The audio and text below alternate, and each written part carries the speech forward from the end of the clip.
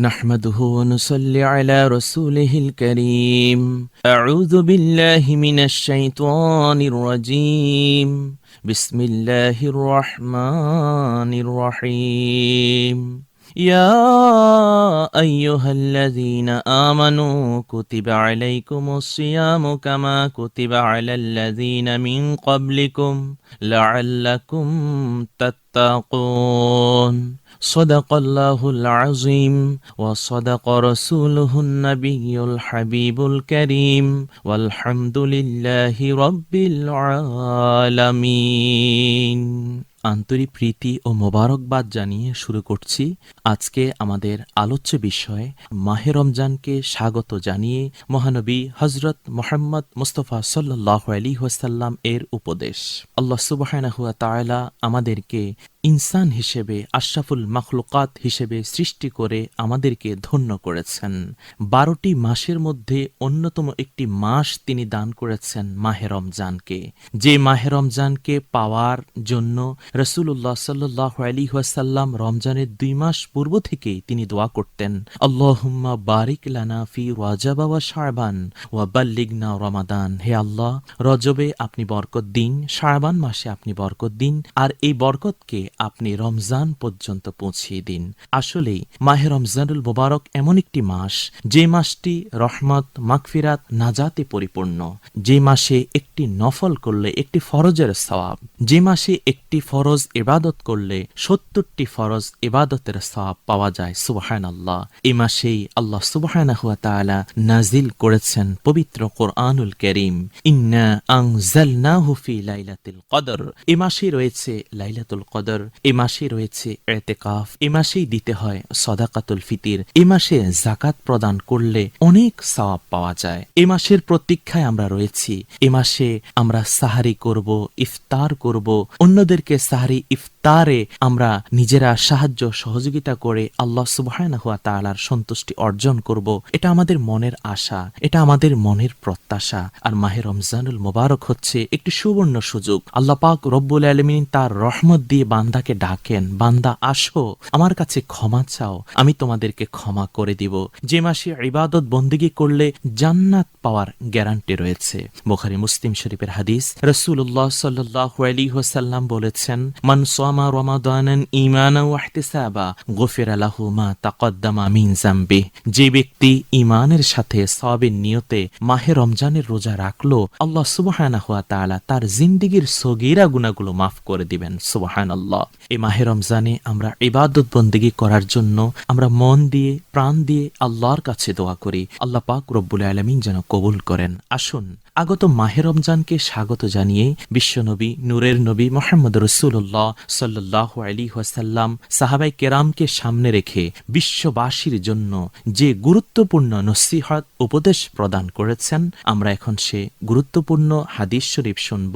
আলোচনা করছেন মাওলানা জুবাইর আহমদ আশরাফ। ধন্যবাদ আপনাকে। বিসমিল্লাহির রহমানির রহিম। পবিত্র মাহে রমজান আমাদের দোরগোড়ায় উপস্থিত। আর মাত্র কয়েকদিন পরই মাহে রমজানুল মুবারক শুরু হচ্ছে।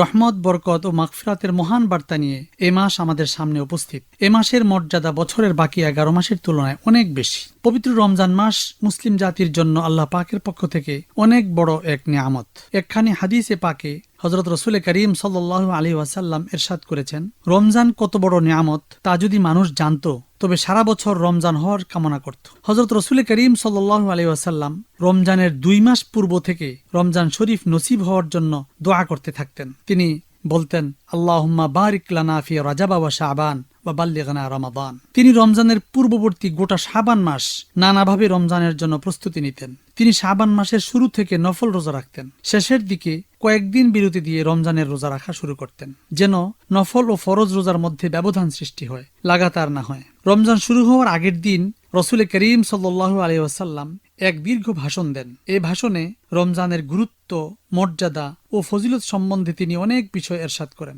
এই ভাষণ রমজানের আগের দিন দেওয়ার কারণ হলো রমজানের এক মুহূর্তও যেন অবহেলায়, অনাদরে ছুটে না যায়। হযরত রাসূল মাকবুল সাল্লাল্লাহু আলাইহি ওয়াসাল্লাম এই ঐতিহাসিক ভাষণে ইরশাদ করেন, ইয়া আইয়ুহান নাস কাদ আযাল্লাকুম শাহরুন আযীমুন শাহরুন মুবারাকুন।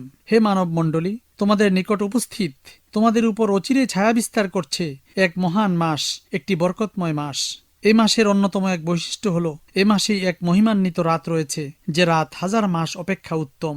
দীর্ঘ 1000 মাসব্যাপী আবাদত বন্দিগি করলে যে সওয়াব হবে, এক রাত আবাদত করার দ্বারা এর চেয়ে অধিক সওয়াব হবে। এই মহান রাতের নাম লাইলাতুল কদর। এ রাতের ফজিলত বোঝানোর জন্য কোরআন মজিদে গোটা একখানি সূরা নাজিল করা হয়েছে। হযরত রাসূল করিম সাল্লাল্লাহু আলাইহি ওয়াসাল্লাম অন্য হাদিসে ইরশাদ করেছেন, রমজানের শেষ দশকের যে কোনো বেজর রাত লাইলাতুল কদর। শেষ দশকের বেজর রাতগুলিতে তোমরা লাইলাতুল কদর অনুসন্ধান করো। রমজানের দিনের বেলায় রোজা রাখা ফরজ এবং রাতের বেলায় 20 রাকাত তারাবি নামাজ আদায় করা সুন্নত। ফরজ অর্থ অবশ্য পালনীয়, সর্ব অবস্থায় রোজা রাখতে হবে। কোনো ওজর ছাড়া রোজা ভঙ্গ করা হলে বড় গুনাহ হবে। অন্য এক হাদিসে আছে, যে ব্যক্তি কোনো ওজর ছাড়া রমজানের একটি রোজা ভঙ্গ করে, তবে সারা জীবন নফল রোজা রাখার দ্বারাও রমজানের রোজার ফজিলত অর্জন করতে পারবে না। রমজান মাসের মর্যাদা এত অধিক যে রমজানে একটি ফরজ আদায় করার দ্বারা অন্য সময়ে 70টি ফরজ আদায় করার সওয়াব পাওয়া যায়। রমজানে একটি নফল আদায় করার দ্বারা অন্য সময় একটি ফরজ আদায় করার সওয়াব পাওয়া যায়। এক কথায় রমজানে প্রতিটি আবাদতেরই 70 গুণ সওয়াব হয়। রমজান মাস উম্মতে মুহাম্মদের জন্য বিশেষ পুরস্কার স্বরূপ। রমজানের আগের দিনের ভাষণে রাসূল করিম সাল্লাল্লাহু আলাইহি ওয়াসাল্লাম আরো ইরশাদ করেন, মাহে রমজান হলো ধৈর্য ও সহমর্মিতার মাস। ধৈর্যের বিনিময় জান্নাত ছাড়া আর কিছুই নয়। একজন রোজাদার মুমিনের কাছে খাদ্যদ্রব্যের নানা উপকরণ থাকা সত্ত্বেও শুধুমাত্র আল্লাহকে খুশি করার জন্য সে খাদ্যদ্রব্য গ্রহণ করছে না, ক্ষুধা ও পিপাসায় কাতর হচ্ছে, তবুও পানাহার করছে না, বরং আল্লাহর হুকুমের কারণে ধৈর্য ধারণ করছে। তাই এর বিনিময়ে আল্লাহ তাআলা তাকে জান্নাত দান করবেন। দরিদ্র জনসাধারণ অভাবের কারণে ক্ষুধায় যে কি পরিমাণ কষ্ট করে, রোজা রাখার মাধ্যমে তা সরাসরি অনুভব করা যায়। এজন্য রোজাকে ধৈর্য ও সহমর্মিতার মাস বলা হয়েছে। রোজার আরো এক ফজিলতে যে রোজা রাখার দ্বারা আল্লাহ তাআলা মুমিন বান্দার রিজিকে বরকত দান, মুমিন বান্দার রিজিকে বরকত দেন, রিজিক বাড়িয়ে দেন।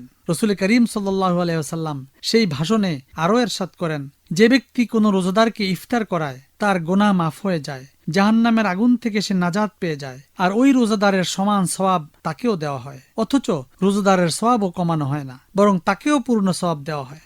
এ হাদিস শোনার পর সাহাবায়ে কেরাম আরজ করেন, ইয়া রাসূলুল্লাহ, আমাদের সবার কি এ সামর্থ্য আছে যে অন্য রোজাদারকে ইফতার করাবে? উত্তরে রাসূল করিম সাল্লাল্লাহু আলাইহি ওয়াসাল্লাম ইরশাদ করেন, ইফতার করানোর দ্বারা পেট ভরে খাওয়ানো উদ্দেশ্য নয়, বরং রোজাদারকে ইফতারের সময় একটি খেজুর, এক ঢুক পানি বা এক চুমুক দুধ দান করার দ্বারাই এ সওয়াব লাভ করা যায়। রমজান মাস 30 দিনের হয়, কোনো মাস 29 দিনের হলেও সওয়াব 30 দিনেরই হয়। রমজান মাসের প্রথম অংশ আল্লাহ তাআলার রহমতের, মাঝের অংশ মাগফিরাত বা আল্লাহর পক্ষ থেকে ক্ষমার এবং শেষের অংশ জাহান্নামের আগুন থেকে মুক্তির। এর অর্থ হলো এ মাসের শুরু থেকেই আল্লাহ পাকের বিশেষ দয়া ও পুরস্কার সকল রোজাদার বান্দার অভিমুখী হয়। দ্বিতীয় অংশে রোজাদারদের গুনাহ মাফ হয়, আর তৃতীয় অংশে রোজাদারের জন্য জাহান্নামের আগুন থেকে নাজাতের ফয়সালা করা হয়। রাসূল করিম সাল্লাল্লাহু আলাইহি ওয়াসাল্লাম সে ভাষণে আরো ইরশাদ করেন, যে ব্যক্তি এ মাসে তার রোজাদার চাকর বাকর ও কর্মচারীদের বোঝা হালকা করে দেয়, এর কারণে আল্লাহ তাআলা তাকে ক্ষমা করে দেন এবং জাহান্নাম থেকে তাকে নাজাত দান করেন। তিনি আরো ইরশাদ করেছেন, ওয়ামান আসকা সাইমান সাকাহুল্লাহু মিন হাউজি শুরবাতান লা ইয়াজমাউ হাত্তা ইয়াদখুলাল জান্নাতা। যে ব্যক্তি কোন রোজাদারকে পানি পান করায়, আল্লাহ তাআলা কিয়ামতের দিন তাকে আমার হাউস থেকে এরূপ পানি পান করাবেন যে জান্নাতে দাখিল হওয়া পর্যন্ত তার আর পিপাসা অনুভব হবে না। রাসূল করিম সাল্লাল্লাহু আলাইহি ওয়াসাল্লাম সে ভাষণের শেষের দিকে ইরশাদ করেছেন, রমজান মাসে তোমরা 4টি কাজ বেশি বেশি করবে। 2টি কাজ আল্লাহ তাআলার সন্তুষ্টি লাভের উদ্দেশ্যে করবে। একটি হলো কালিমায়ে তাইয়্যিবা লা ইলাহা ইল্লাল্লাহ বেশি বেশি করে পাঠ করবে। অপরটি হলো আল্লাহর কাছে ক্ষমা চেয়ে আস্তাগফিরুল্লাহ রাব্বি মিন কুল্লি যামবিন ওয়া আতুবু ইলাইহি বেশি বেশি করে পড়বে। হাদিস শরীফে লা ইলাহা ইল্লাল্লাহকে সর্বশ্রেষ্ঠ জিকির বলা হয়েছে। অপর এক হাদিসে আছে, যে ব্যক্তি আল্লাহ পাককে খুশি করার জন্য এ কালিমা বলে, সঙ্গে সঙ্গে আসমানের দরজা তার জন্য খুলে যায়, আর আল্লাহ পাকের আরশ পর্যন্ত তা পৌঁছতে কোনো বাধা থাকে না। আর ইস্তেগফার সম্পর্কে হাদিস শরীফে আছে, যে ব্যক্তি অধিক হারে আস্তাগফিরুল্লাহ পড়ে, আল্লাহ তাআলা তাকে সকল পেরেশানি থেকে মুক্ত করেন, তার সকল সংকট দূর করে দেন, আর এমন ভাবে তার জীবিকার ব্যবস্থা করেন যে সে ধারণাও করতে পারে না। হযরত রাসূল মাকবুল সাল্লাল্লাহু আলাইহি ওয়াসাল্লাম আরো 2টি কাজ রমজান শরীফে অধিক হারে করতে বলেছেন। তা হলো রমজান মাসে বেশি বেশি করে জান্নাত লাভের জন্য আল্লাহ তাআলার কাছে দোয়া করা এবং জাহান্নামের আযাব থেকে অধিক হারে পানাহ চাওয়া। যেহেতু গোটা রমজান মাসই দোয়া কবুলের বিশেষ সময়, তাই রমজানে এ দোয়াগুলো করা চাই। রোজা রেখে রমজানের বরকতময় সময়ে আল্লাহ পাকের কাছে দোয়া করা হলে আশা করা যায়, বরং ইয়াকিন করা যায়, আল্লাহ তাআলা দোয়া কবুল করবেন। হযরত রাসূল করিম সাল্লাল্লাহু আলাইহি ওয়াসাল্লাম এক গুরুত্বপূর্ণ ভাষণ দিয়েছিলেন উম্মতের আমলের জন্য। আমাদের সকলকে নবী পাক সাল্লাল্লাহু আলাইহি ওয়াসাল্লামের এই গুরুত্বপূর্ণ ভাষণের প্রতিটি নির্দেশই যথাযথভাবে উপলব্ধি করতে হবে এবং এর উপর আমল করতে হবে। আমাদেরও সবগুলি রোজাই ঠিকমতো আদায় করতে হবে। প্রতিদিন তারাবি নামাজ ২০ রাকাত আদায় করতে হবে। বিশেষত এ মাসে গরিব দুঃখীদের সাহায্য সহযোগিতা এগিয়ে আসতে হবে। রোজাদারদের ইফতার করাতে হবে। অধিক হারে কোরআন তেলাওয়াত করতে হবে। আল্লাহ পাকের জিকির করতে হবে। কালিমায়ে তাইয়্যিবার জিকির করতে হবে। হযরত রাসূল করিম সাল্লাল্লাহু আলাইহি ওয়াসাল্লামের প্রতি বেশি বেশি করে দরুদ শরীফ পড়তে হবে। আস্তাগফিরুল্লাহ রাব্বি মিন কুল্লি যামবিন ওয়া আতুবু ইলাইহি, এই ইস্তেগফার পড়তে হবে। আল্লাহ পাকের কাছে আল্লাহর জান্নাত প্রার্থনা করতে হবে এবং জাহান্নাম থেকে পানাহ চাইতে হবে। কারণ গোটা রমজান মাসই দোয়া কবুলের সময়। আমাদের দোয়া আল্লাহ পাক নিশ্চয়ই শুনবেন। আমাদের দোয়া আল্লাহ পাক অবশ্যই কবুল করবেন। আল্লাহ পাক আমাদের সকলকে এর উপর আমল করার তৌফিক দান করুন এবং আমাদের সকল আমল কবুল ও মঞ্জুর করে নিন। আমিন। আলহামদুলিল্লাহ। প্রিয় নবী মোহাম্মদ রসুল্লাহ সাল্লাল্লাহু আলাইহি ওয়াসাল্লামের পবিত্র এ হাদিস মাওলানা জুবায়ের আহমেদ আশরাফ আপনি অত্যন্ত সুন্দর করে আমাদের সম্মানিত শ্রোতা মণ্ডলীদের সামনে উপস্থাপন করলেন। আসলেই প্রিয় নবী মোহাম্মদ রসুল্লাহ সাল্লাল্লাহু আলাইহি ওয়াসাল্লাম আমাদেরকে উৎসাহিত করেছেন এই যে আগত মাহে রমজান, এই মাহে রমজানে যেন আমরা রোজা রাখতে পারি। ৩০টি রোজা রাখায় ৩০টি ফরজ সওয়াব রয়েছে, আর ৩০টি নিয়তে ৩০টি ফরজ সওয়াব রয়েছে। আসুন আমরা একটি মাস মাহে রমজানের সিয়াম রোজা রাখার নিয়ত করি, তাহলে আল্লাহ সুবহানাহু ওয়া তাআলা আমাদের আমল নামায় এখনই ৩০টি রোজার সওয়াব দিবেন। সুবহানাল্লাহ। মহান আল্লাহ রব্বুল আলামিনের দরবারে ফরিয়াদ, হে আল্লাহ, আমাদের সাহরি, আমাদের ইফতার, আমাদের তারাবি, আমাদের তাহাজ্জুদ, আমাদের তেলাওয়াতে কোরআন, বিশেষ করে এই যে মাহে রমজানুল মুবারকে প্রিয় নবী মুহাম্মদ রাসূলুল্লাহ সাল্লাল্লাহু আলাইহি সাল্লামের উপর দুরুদ এবং সালাম, আমাদের মাতা পিতা আত্মীয় স্বজন সকলের জন্য দোয়া, আমাদের সাদাকাতুল ফিতির, আমাদের যাকাত, আমাদের ইতিকাফ, লাইলাতুল কদরকে তুমি কবুল করো মাওলা। ইয়া আল্লাহ, সমগ্র বিশ্বের মুমিন মুসলমান যারা অন্ধকার কবরে, তাদের কবরকে তুমি রওজাতুম মিন রিয়াদিল জান্নাহ বানিয়ে দাও। হতে পারে এ মাহে রমজান কারো জীবনের শেষ রমজান। আল্লাহ, এ আগত মাহে রমজানুল মুবারকে আমরা যেন বেশি বেশি ইবাদত বন্দেগী করে তোমাকে খুশি করতে পারি। তোমার প্রিয় নবী মুহাম্মদ রাসূলুল্লাহ সাল্লাল্লাহু আলাইহি সাল্লামের দেখানো পথ সিরাতুল মুস্তাকিমের পথে নিজেদেরকে পরিচালিত করতে পারে। ইয়া আল্লাহ, আমাদেরকে তুমি বারবার মাহে রমজানের সিয়াম নসিব করে দাও। ইয়া আল্লাহ, আমাদের সাহারি, আমাদের ইফতার, আমাদের তারাবি, আমাদের তাহাজ্জুদ, আমাদের হিফজুল কোরআন, তেলাওয়াতুল কোরআনকে তুমি কবুল করো। ওগো মাওলা, তুমি আমাদের প্রতি দয়া করো, রহমত নাজিল করো, তুমি আমাদেরকে জান্নাতের মেহমান বানিয়ে দাও। ইয়া আল্লাহ, মাহে রমজান আসবে, এ রমজানের উসিলায় সমগ্র বিশ্বের মুমিন মুসলমানের কবরকেও তুমি জান্নাতুল ফেরদাউস বানিয়ে দিও। আল্লাহুম্মা আমিন।